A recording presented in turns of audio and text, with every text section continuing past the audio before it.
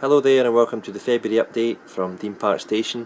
2 or 3 updates to the layout this month as work progresses on the east end of the layout, and also a couple of new additions to show you. And I've made a small change to one of my locomotives, and I've got some new rolling stock that I'd like to kind of showcase as well. Hope you enjoy the video. Any questions, as always, I look forward to reading them, and I do try to reply to all of the comments, so enjoy.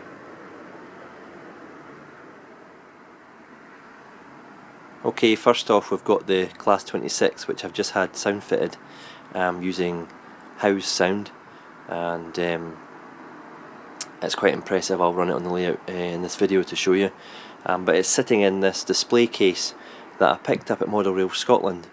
It's actually from 10 Commandments.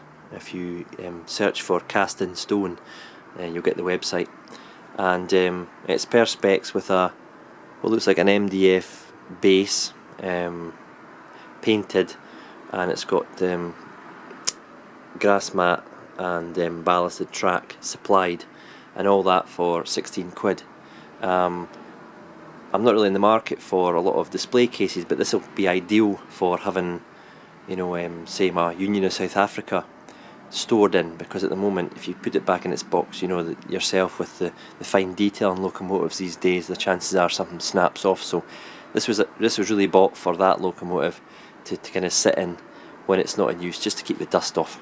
And I have to say, for 16 quid, it was, you know, it's pretty good value for money, to be honest. So I would recommend these for, you know, showcasing your locos, or, you know, keeping the dust off, the special ones if you like, when they're not in use. For £16 you can't go far wrong. I know you get them on other websites and eBay for similar prices, but without the track or the grass. I think that just kind of sets it off. So I was well chuffed with that. Probably one of my best purchases from Model Rail Scotland this year. I wasn't in the market for many big things, so I was quite pleased to pick this up.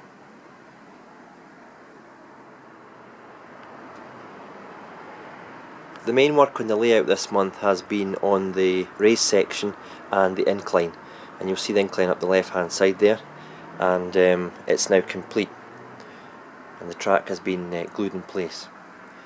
I'll keep going up here. It's a gradual climb. It's not too brutal, not too unrealistic, and it kind of goes all the way up.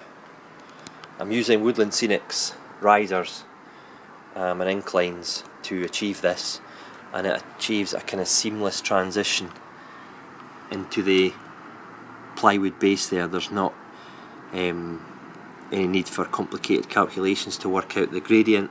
It's all done for you with these foam incline and risers. That takes it up to 100mm, so I had to chop a bit off this, so I've got a wee bit extra spare. But, you know, just a gradual climb.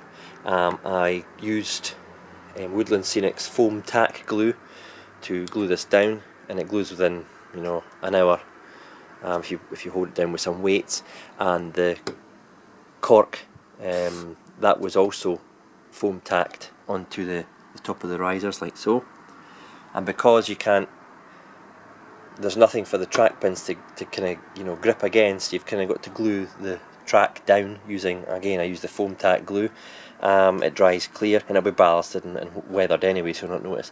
And I just use the odd pin to hold it gently in place while I you know, I've got the curve on the track, and it works its way all the way down there to the lower level. And this is all wired up. It's now working. I've tested all the track up to this area here. I've not made progress on the track laying on the upper section. Rather disappointed not to have done more, but I am waiting for more of these Tillig elevation, super elevation foam pieces. As I pointed out in my last video, I was continuing the Tillig pieces all the way along on the flat section, and then curving it on the angle, and I'd done that to to here, and then I've had to order some more, and it was from International Models, and speed of delivery is not their strong point, but to be fair to them in this case, they'd run out of the super elevation pieces, so I'm still waiting on them coming in stock at International Models, and then when I get them I'll continue it along here, and the curve, the angle of the curve will start here again and work its way round to where the board kind of ends there. This is a new bit I've put in place since the January update. Again, it joins on seamlessly with the previous bits. I've cut them with the old jigsaw and sanded them up, and I've cut this away and all this away. This has obviously been cut off because this is going to be kind of hillside, and there's going to be a slight gradient between these two pieces here, because as you can see there actually is in real life, and as it goes further down the difference in height becomes greater, and that'll be a gradual. I'll get some foam plaster cloth, and it'll be kind of graduated embankment, if you like, down to the inclined track, and it'll kind of blend in as we get up to the top level and make its way round where the 3 tracks will join this track, which is not pinned down, and that will join, as you can probably see the paper turnout template there. That'll be the race start of this TMD all the way along, but that is progress on that's dependent on this foam stuff.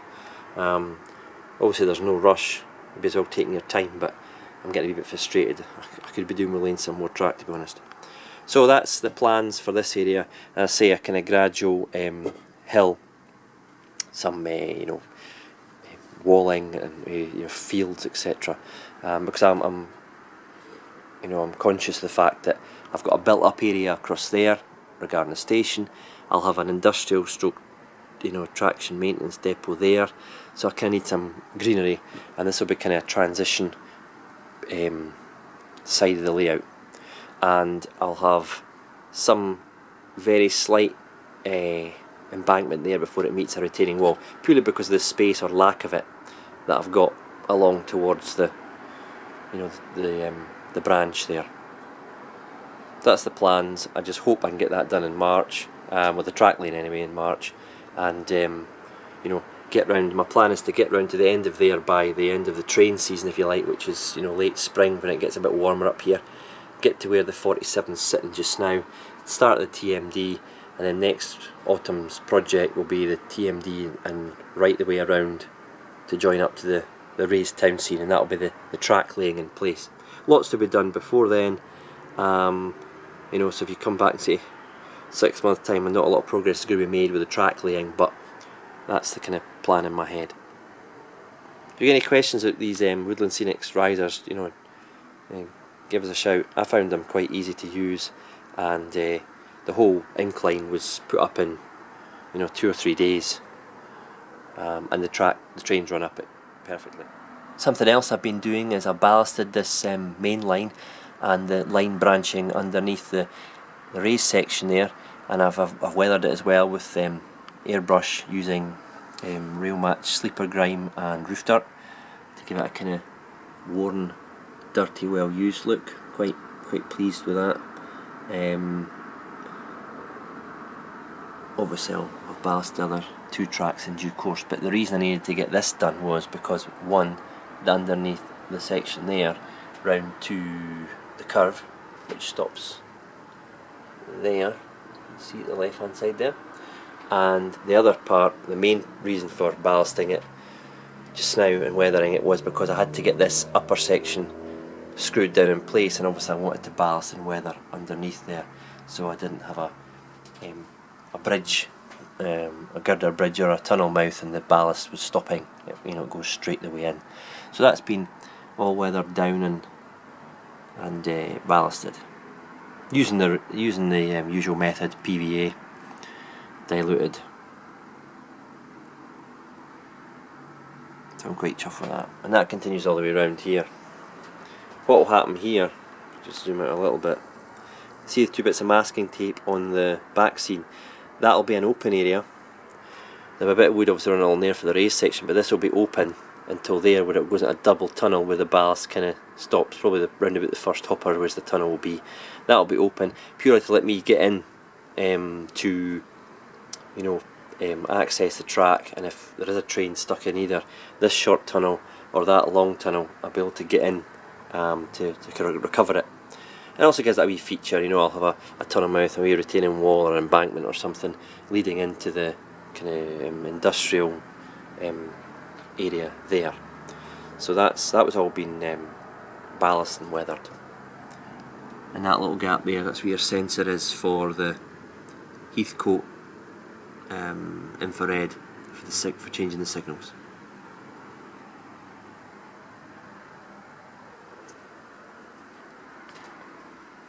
And this is the usual ballast they use is Woodland Scenics medium grade grey blend.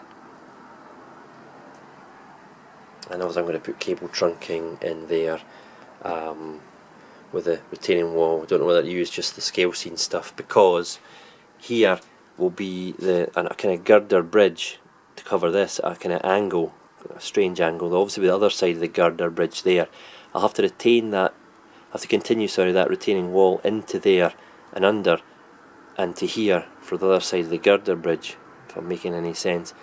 So, you know, I might kind of taper that wall down, have a bit of just pure embankment coming down here, and then opens up again to a retaining wall into the bridge there, the underpass, if you like. So that's the plans. I'm sure it will change again and again. I'm experimenting with different types of retaining wall just now. I've looked at the Skytrex resin stuff, which is very good, which I'll probably use for the front of the TMD. I've got some stuff from International Models, I keep calling them ID, International Models, that I've seen other people's videos. I'm not sure about though. It's flexible foam stuff, which I'll show you just now. And I was thought about plastic card as well, so it's all up in the air.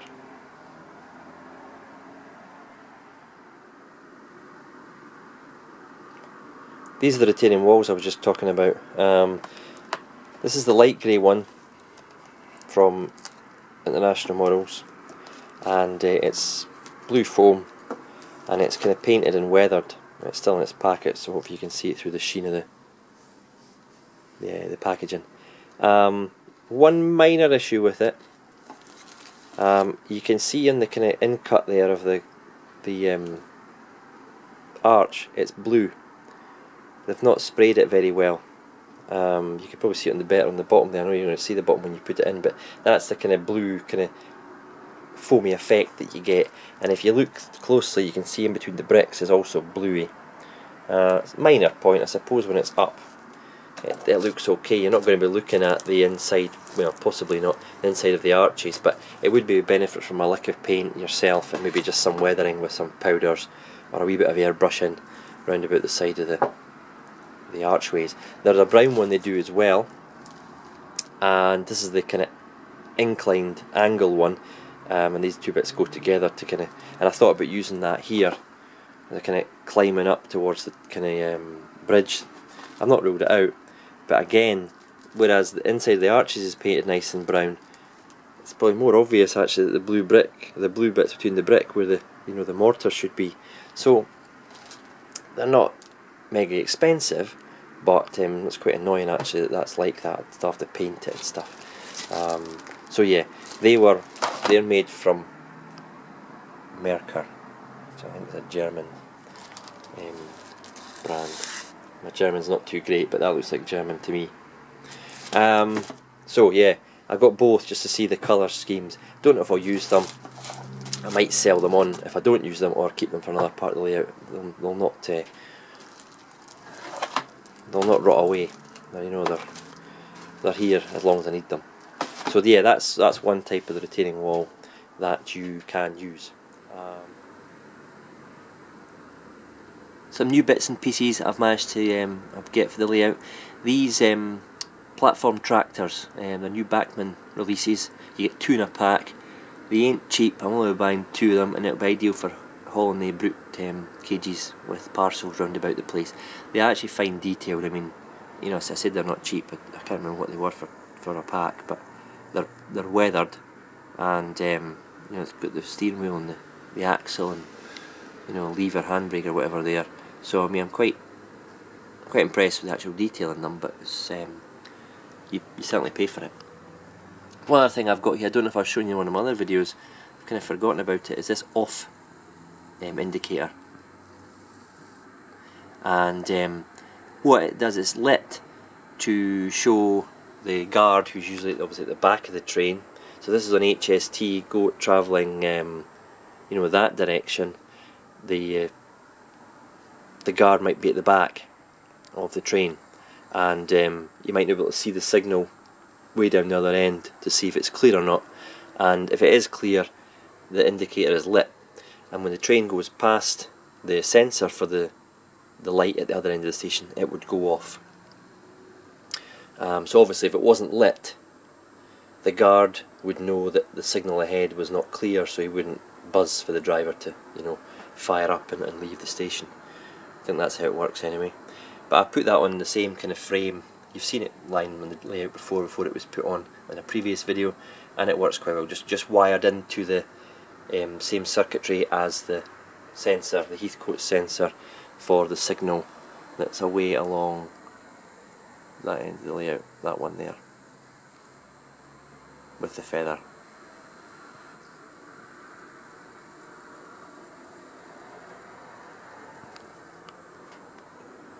The other wee purchase from Glasgow at the weekend there was a British Rail Defender, just for, you know, to add to the kind of British Railways department stock that I've got, along with the yellow van here. So yeah, that was £4 or something, but yeah, been looking for it for a wee while, and so I just saw it and snapped it up. Okay, as I turn my attention to fitting an actual Backscene onto the backboard there, I have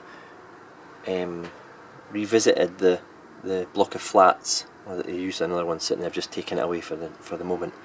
They sit quite low, they sit way down on the baseboard level. I mean, and all this has been walled right the way down. It's all been walled, and I've removed these just to kind of show you what I'm going to do. And there were, you know, you're missing out a bit of detail there, you know, especially all the graffiti at the bottom and my homemade street signs, you know. So I thought, how can I make that improved? And also kind of was looking at the Backscenes, and I'll get this right now, the ID Backscenes, which are 15 inches high. Now from the top of that raised section up is 14 inches, perfect for the 15-inch Backscenes. And obviously the time I've got a wall running along there as well, or fencing or whatever, it would look good. I originally thought just, you know, some sky paper, but then I saw the Into the Town series from ID Backscenes. I think you get 4 packs, each of 10 feet long, and you know, from that corner there to the other end of the layout was 23 and a bit feet, and the one side here is 11. So I was thinking of getting Into the Town ones from there, and it's got a mixture of, you know, kind of like coming into a town, whereas the trees kind of, you know, disappear and the houses kind of replace them, and a bit more trees, and then with it round down here, you know, a lot of house ends and gable ends quite close to the track. And as you get to the corner there, which I've removed the Backscene for working on the incline just now, it would kind of again fade into countryside, and it would take me right to the other side of the layout, right to the further far corner. So I'd get 2 sides of the layout done in one theme, and it would all obviously flow together. The clouds would match up on the joins, the hills would match up, etc, etc. So I looked at the ID ones, and they don't sit quite right with me, because there's quite a large piece of grass area at the bottom of the Backscene for the 15-inch one, and I want the town to appear quite close to the, you know, because this is in the town, so I want the houses to appear quite close to me. So I'm looking into that possibilities, and you know, that's what I'm thinking just now. You also get different materials. You get the paper ones that you can put on, you know, traditional wallpaper paste, etc. Or you can get the ones that are good for cold, damp conditions that are made from polypropylene, which are self-adhesive. And so I'm looking at what kind to use, where to kind of set the horizon. Obviously, I'm wanting, you know, the kind of bottom of the houses to start at the same level as the raised area here, so they look close. If you want something further away, you know, might down a hill, you'd put the horizon lower, or you know, you don't want to make it look too unrealistic by having them, you know, too high up. A big band of grass in between. So, you know, I'm looking into that just now to work my way around it. But that was what kind of led me to this issue here. The Backscene will only go down 15 inches, which is where my finger is now, and leave this kind of 2.5 inches uncovered by Backscene. And that'd be all very well for where the flats were, but in between you have to make up some kind of, you know, distraction, maybe a wall, raised wall area, some greenery or something like that. So I thought, wait a minute, why don't I just raise the flats to a higher level, not the same level as the raised area, but a higher level, so you see more of the detail, and it takes away the problem of the bottom of the base, bottom of the Backscene showing. I've come up with this. I measured it all, I took a template, and I've been busy with my coping saw, and I made this kind of raised section. I've got two sizes of the wooden blocks, but I've got the higher version on just now, and it fits, fingers crossed, it fits in there, fits around the actual buttresses and everything.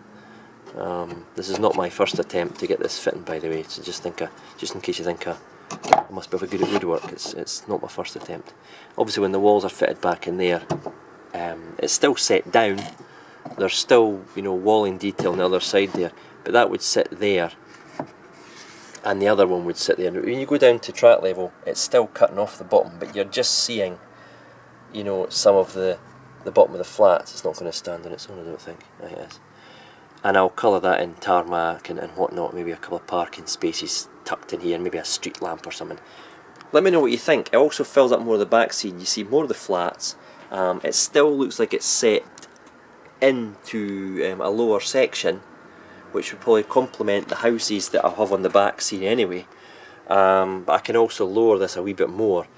But again, I don't want to expose the bottom of the Backscene to a bit of ply, etc.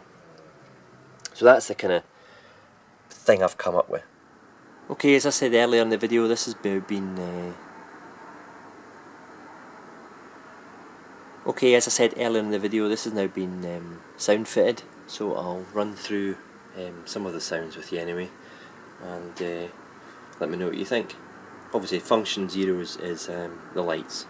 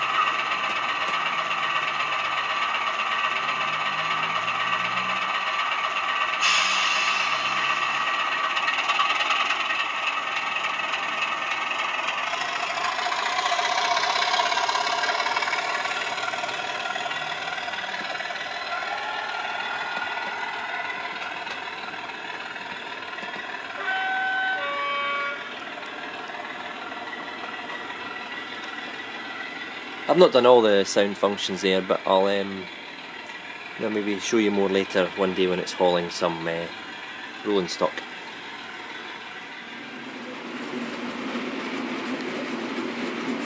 Okay, what we've got here is my latest rolling stock for the layout, and it's the Hornby MK2E coaches that were released, I think, maybe October, November last year. I had no intention of buying these because I've got pre-orders for the Bachmann ones, the Mark 2F Bachmann ones with DCC lighting. However, they're taking so long to come to any fruition. I think I placed an order for them early 2013, and there is no sign on the Bachmann website of them having a release date. They're still marked as on order, and with other items on there being marked with dates, I can only estimate that we won't see the Bachmann version of the Mark II Aircon coach this side of Christmas. So, you know, I don't know what's happening with Bachmann, but Hornby have certainly stolen a march on them with this coach, and got their variants to market before Christmas, and they've even released new coaches for the 2015 catalogue, albeit with different numbering. So Hornby are certainly making hay while the sun shines. Okay, all three coaches in front of me here, these were bought as a Christmas present. I said I had no intention of buying these coaches, but a whole rake was gifted to me at Christmas, so I wasn't going to say no, and I'm quite pleased that they were gifted to me, because I am quite impressed with them. Some people have issues with them. I've read some comments on rmweb, but as somebody said to me, you pay your money, you take your choice, and for £24 or £22 or whatever I paid for these, they are a good coach. The Bachmann ones will be north of £35 for the lighting. So these really are, they're not a budget model, but they are certainly affordable by most people. It's in the attractive swallow livery. The Bachmann ones, by the way, will be a lowercase intercity exec livery, so you won't get the swallow ones from Bachmann straight off.